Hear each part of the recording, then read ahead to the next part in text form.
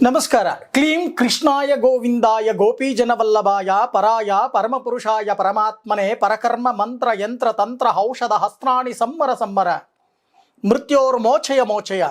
ಓಂ ನಮೋ ಭಗವತೆ ಮಹಾಸುದರ್ಶನ ಜ್ವಾಲ ದೀಪ್ತೆ ಪರಿವೃತಾಯ ಸರ್ವದಿಕ್ಷೋಮನಕರಾಯ ಓಂ ಪಟ್ ಪರಬ್ರಹ್ಮಣೆ ಪರಂ ಜ್ಯೋತಿಷೇ ನಮೋ ನಮಃ.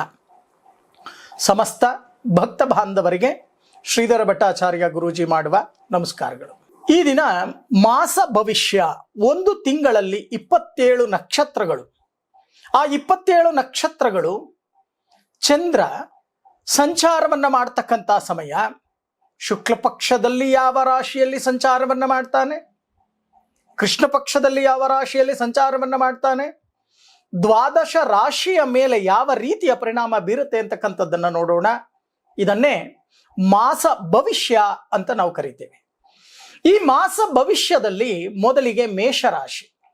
ಈ ಮೇಷರಾಶಿಯವರಿಗೆ ದ್ವಿತೀಯ ಸ್ಥಾನದಲ್ಲಿ ಗುರು, ಏಕಾದಶದಲ್ಲಿ ಶನಿ ಅಂತಕ್ಕಂಥವರು ಇರೋದ್ರಿಂದ ಬಹಳಷ್ಟು ಅನುಕೂಲ. ಧನ ಲಾಭಗಳು, ಧನ ಆಗಮನ ನೀವು ಅಂದುಕೊಂಡೇ ಇರಲ್ಲ. ಯಾವುದೋ ಒಂದು ಮೂಲದಿಂದ ಈ ಜನವರಿ ತಿಂಗಳಲ್ಲಿ ಧನ ಆಗಮನವಾಗ್ತಕ್ಕಂಥದ್ದು ಕಂಡು ಬರುತ್ತೆ. ಏಕಾದಶದಲ್ಲಿ ಶನಿ ಬೇಡ ಬೇಡ ಅಂದ್ರೂ ನಿಮಗೆ ಐಶ್ವರ್ಯವನ್ನ ಕೊಡ್ತಾನೆ. ಆದರೆ ರಾಹು ನಷ್ಟದಲ್ಲಿ ಮೀನ ರಾಶಿಯಲ್ಲಿ ಸಂಚಾರವನ್ನ ಮಾಡ್ತಾ ಇದ್ದಾನೆ.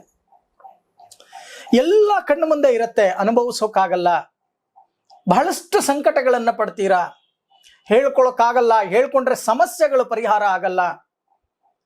ರಾಹು ನಷ್ಟದಲ್ಲಿ ಇರೋದ್ರಿಂದ ಬೇರೆಯವರು ನಿಮ್ಮಿಂದ ಬೆಳ್ಳಗೆ ಮಾತಾಡಿ ಎಲ್ಲವನ್ನು ಕಿತ್ಕೊಂಡು ಹೋಗ್ತಕ್ಕಂಥ ಒಂದು ಪರಿಸ್ಥಿತಿ ಕೂಡ, ಸಾಲದ ಬಾಧೆಗೆ ಸಿಕ್ಕಾಕೊಳ್ತಕ್ಕಂಥ ಪರಿಸ್ಥಿತಿ ಕೂಡ ಎದುರಾಗತ್ತೆ. ಜಾಗೃತೆಯಿಂದ ಈ ಮಾಸವನ್ನ ಕಳೀತಕ್ಕಂಥದ್ದು ತುಂಬಾ ಉತ್ತಮ. ಈ ಮಾಸದಲ್ಲಿ ನೀವು ಮಾಡಬೇಕಾಗಿರ್ತಕ್ಕಂಥ ಒಂದು ಪರಿಹಾರ ಏನಪ್ಪ? ಈ ಮಾಸದಲ್ಲಿ ನಾವು ಪರಿಹಾರವನ್ನ ಮಾಡಬೇಕು. ಸುಬ್ರಹ್ಮಣ್ಯನ ದೇವಾಲಯಕ್ಕೆ ಹೋಗ್ತಕ್ಕಂಥದ್ದು, ಭಸ್ಮಾರ್ಚನೆಯನ್ನ ಮಾಡ್ತಕ್ಕಂಥದ್ದು, ಅಥವಾ ಸುಬ್ರಹ್ಮಣ್ಯನಿಗೆ ಕೆಂಪು ಹೂಗಳಿಂದ ಅರ್ಚನೆಯನ್ನ ಮಾಡತಕ್ಕಂಥದ್ದು, ಅಥವಾ ಲಕ್ಷ್ಮೀ ನಾರಸಿಂಹನ ಆಲಯಕ್ಕೆ ಹೋಗಿ ಅಡಕ ಧಾನ್ಯವನ್ನ ದಾನವಾಗಿ ಕೃಷ್ಣಾರ್ಪಣವನ್ನ ಮಾಡಿಕೊಟ್ಟು ದೀರ್ಘದಾಂಡ ನಮಸ್ಕಾರವನ್ನ ಮಾಡಿ ಬಂದಾಗ ಈ ಮಾಸದಲ್ಲಿ ಬರ್ತಕ್ಕಂಥ ಎಡರು ತೊಡರುಗಳು ನಿವಾರಣೆಯಾಗತ್ತೆ ಅಂತ ಹೇಳುತ್ತೆ ಜ್ಯೋತಿಷ್ಯ.